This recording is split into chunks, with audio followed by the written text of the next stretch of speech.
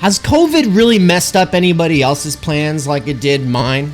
Just curious, because 2020's been obviously a fucking crazy year, but I'm moving, and I want to talk about that really quick. Just kind of do a video only for my patrons and any of my other supporters for previous crowdfunding campaigns and stuff like that. So here's the basic situation. I've been now for several months living on the big island of Hawaii, and I've been put up here by Silver Spook, who is a Twitch streamer and YouTuber, and his lovely family. And it's been, like they freed me up to focus on my book at a time when I was really having to focus on finding Elise. And so that was good. That's been amazing. It's really helped me with a lot of things. Getting my head, I wouldn't say getting my head cleared. That's not true, because COVID's been a wild ride. Mainly for me, because I came to the Big Island with barely any money left over after the flight. And the intention was to start a video production company and do video work freelance, but also potentially for like a wedding company. There were the really good gigs that I was looking at, but I couldn't even get my portfolio going because COVID shut everything down. And so that's the short version. I don't have to get into the long version. The short version is just to say that I've realized, I can't do my video production portfolio development stuff that I was going to be doing right now. Therefore, what am I doing? And life's been difficult being separated from my partner. Life's been increasingly complicated by how we're not really able to go out and start building any sort of meaningful relationships out there in the broader world, and that makes moving a lot more difficult. So I'm going back. I'm going back to Idaho, and I wanted to talk about how that's a good thing, and how it's beyond the fact that it's been like a great time here and that it's really helped me, and that I really appreciate it being put up. I want to talk about why it almost feels like a miracle or like divine intervention. I know it's like, oh yeah, COVID, a global pandemic, divine intervention just for me, just so that I could figure it all out because it's all about me, but I don't want to be like that. But at the same time, it's like, I always try to, in some tragedy, find, okay, what's the opportunity opened here for moving forward, because I need solutions, I need direction, I need a sense of where I'm going. And the meaning that I've derived from all of this is that it comes with the realization that I can listen to almost all of the books that I've been trying to read for years. The list of books that I want to read just goes up and up and up and up. And I always feel so overwhelmed, and focus is so hard. Well, in the first couple months of COVID, I really couldn't focus. It was harder than ever. And I had these books that I've been trying to read, including this one, Moshe Pistone's Time, Labor, and Social Domination, that I've been reading in little fragments, but never really like getting to just dig in, for long periods of time. And that difficulty with focus led me to eventually just say, fuck it, I'm going to play Minecraft or Stardew Valley or just some game that after you get past the initial learning curve is relatively mindless, and play like some mindless game so that my fidgety, distracted self can focus on something while at the same time listening to books.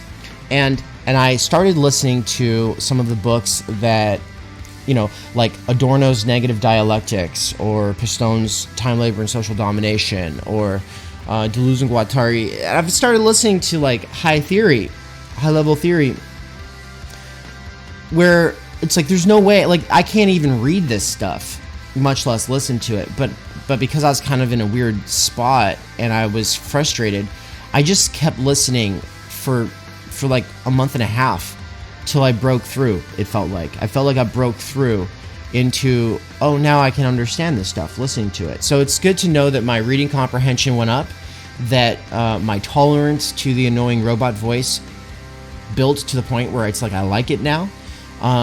And when the robot mispronounces words or has to read footnotes in the middle of a sentence, I'm able to like resume where I left off with the sentence before. Some of you might have already known that I've said some of this stuff, but like to me, it's like an absolute miracle and a breakthrough to discover that my listening comprehension can go up that much.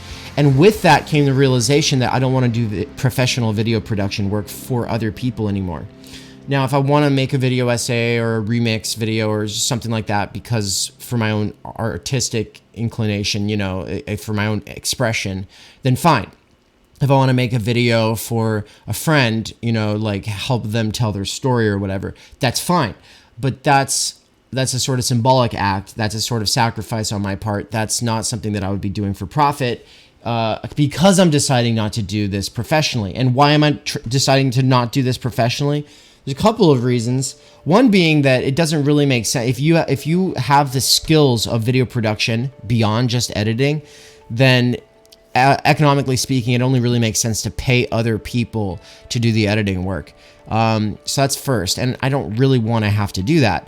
On the other hand, if I do the editing myself, then that takes untold numbers of hours where I have to focus in a very absorbed way. I find it very fun. It's a fun kind of absorption, but it requires a sort of part of my brain that, is then unable to be listening to books. I want to be able to listen to more books. And that's the biggest realization to come out of COVID, is that I need to work with my hands again. And, I've worked a lot of kinds of jobs.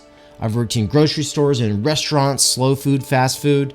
I've worked in gas stations. I've worked in the construction field in 5 areas. I worked at an amusement park. I worked at, I think some of the stuff that I did the most, though, was construction work, and kind of stocking shelves and that kind of stuff at grocery stores. I also was one of the people wearing an orange vest and holding a sign, stop sign, slow sign on the street.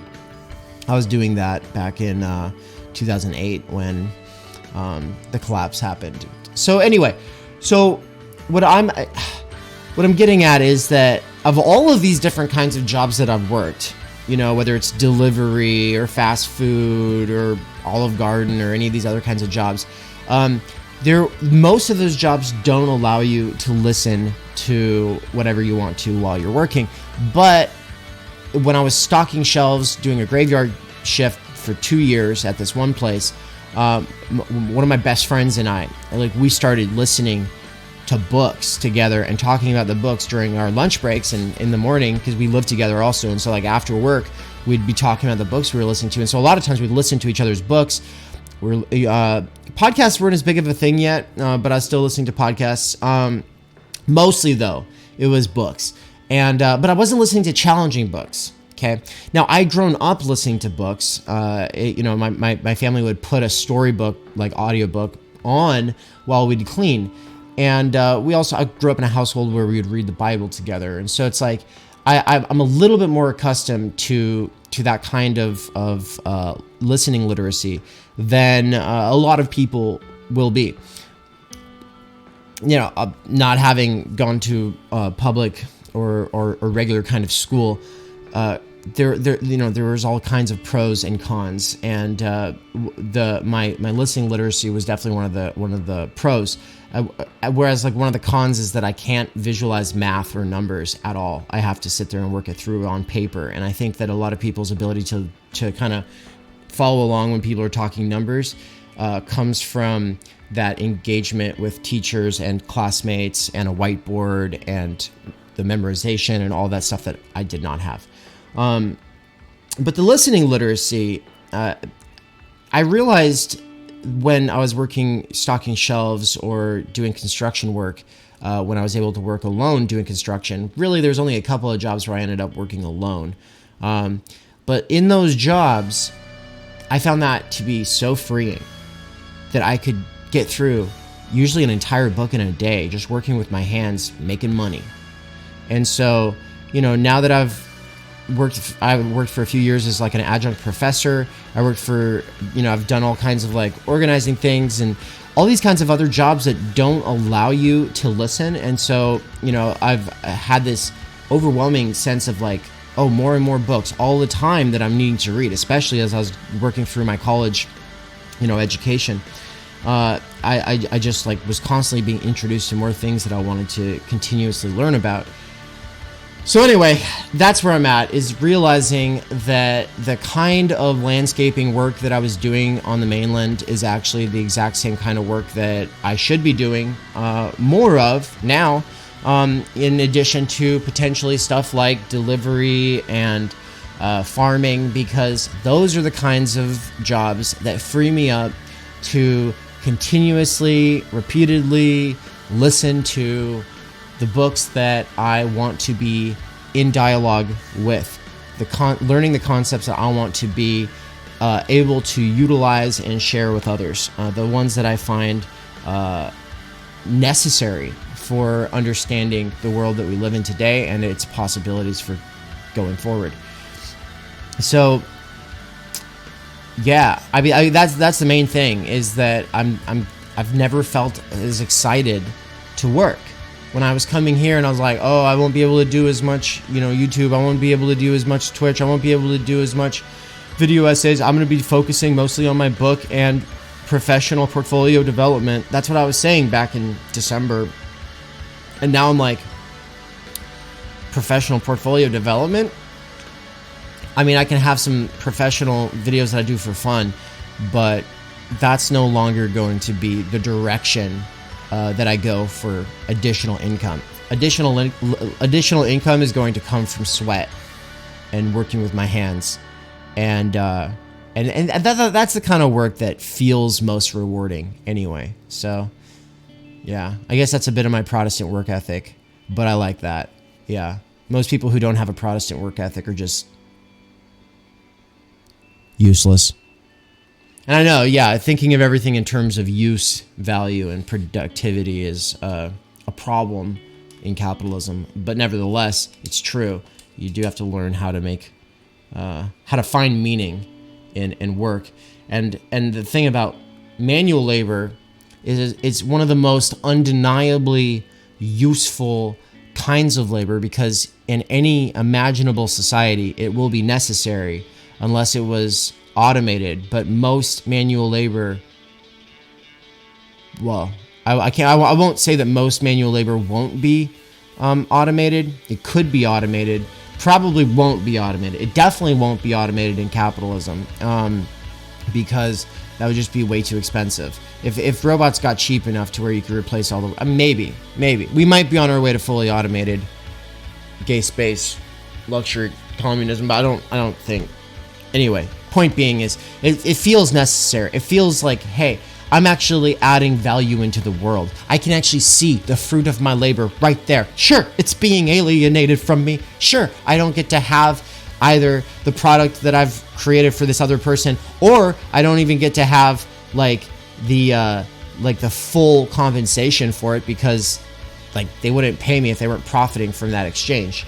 But at the same time, look, if I get to feel like I did something useful in the world, and then I walk away also having just like listened to Adorno's Negative Dialectics for the third or fourth time, then like who's the real winner in that exchange?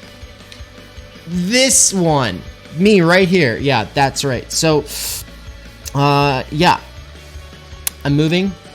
Listening literacy made me realize that I can read all the books I want to read, and that the pressure of always feeling like I'll never be able to catch up with the ever piling up list of books, that's been relieved from my shoulders, and I feel freer and newer and excited to move forward now that I know that I am not going to do video production work professionally. So that makes me glad. And I hope other people will find some inspiration in that.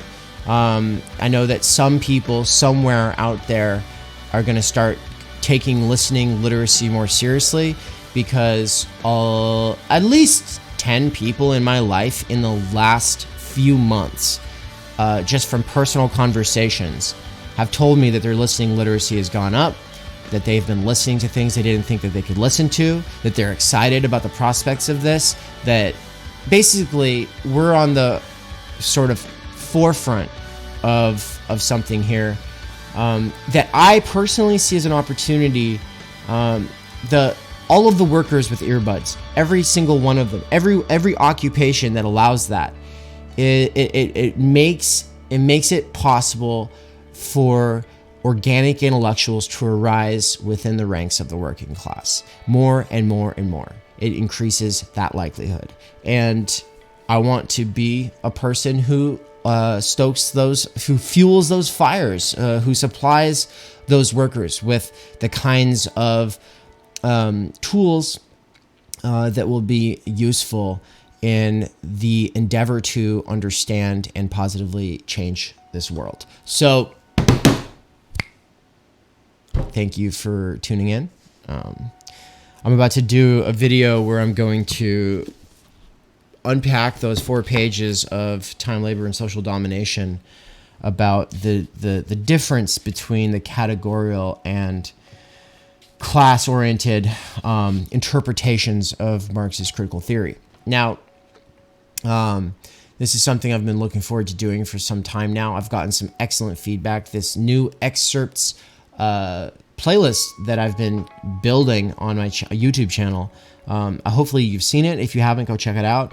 I'm taking very carefully selected excerpts from texts that keep coming back to mind.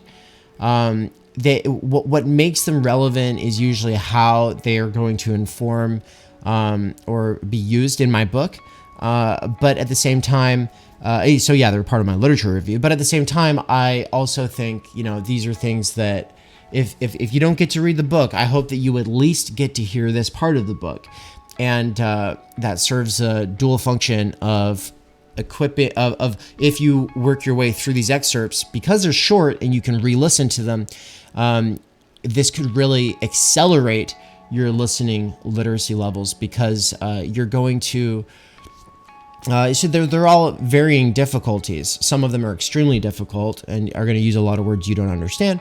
But if you listen through them all and then you keep re-listening through them all, it's going to work as a sort of accelerator for your listening comprehension. And comprehension is the most important stuff of thought. Listening, writing, and reading are all 3 functions of thought.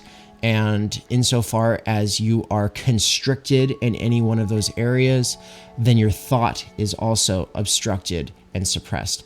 And so I want to empower and encourage and inspire you to build these capacities with me. So